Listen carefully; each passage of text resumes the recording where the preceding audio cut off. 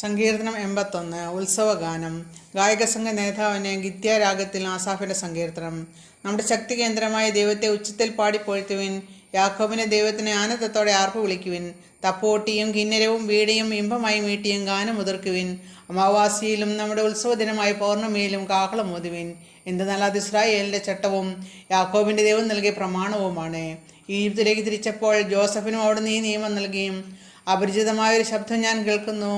ഞാൻ നിന്റെ തോളിൽ നിന്ന് ഭാരം ഇറക്കി വെച്ചു. നിന്റെ കൈകളെ കുട്ടയിൽ നിന്ന് വിടുവിച്ചു. കഷ്ടകാലത്ത് നീ വിളിച്ചപേക്ഷിച്ചു, ഞാൻ നിന്നെ മോചിപ്പിച്ചു. അദൃശ്യനായ ഇടിമുഴക്കത്തിലൂടെ നിനക്ക് ഉത്തരം വരളിയും. മെരീബ ജലാശയത്തിനരികിൽ വെച്ച് ഞാൻ നിന്നെ പരീക്ഷിച്ചു. എൻ്റെ ജനമേ, ഞാൻ മുന്നറിയിപ്പ് നൽകുമ്പോൾ ശ്രദ്ധിച്ചു കേൾക്കുക. ഇസ്രായേലെ, നീ എൻ്റെ വാക്ക് കേട്ടിരുന്നെങ്കിൽ നിങ്ങളുടെ ഇടയിൽ അന്യദൈവം ഉണ്ടാകരുത്. ഒരന്യദൈവത്തെ നീ വണങ്ങരുത്. ഈജിപ്റ്റ് ദേശത്ത് നിന്ന് എന്നെ മോചിപ്പിച്ച ദൈവമായ കർത്താവ് ഞാനാണ്. നീ വായ തുറക്കുക, ഞാൻ നിനക്ക് ഭക്ഷിക്കാൻ നൽകാം. എന്നാൽ എൻ്റെ ജനം എൻ്റെ വാക്ക് കേട്ടില്ല.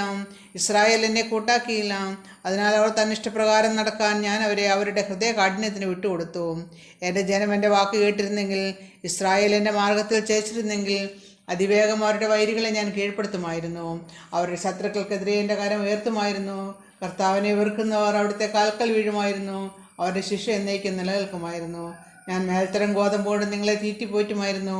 പാറയിൽ നിന്നുള്ള തേൻ കൊണ്ട് നിങ്ങളെ സംതൃപ്തമാക്കുമായിരുന്നു.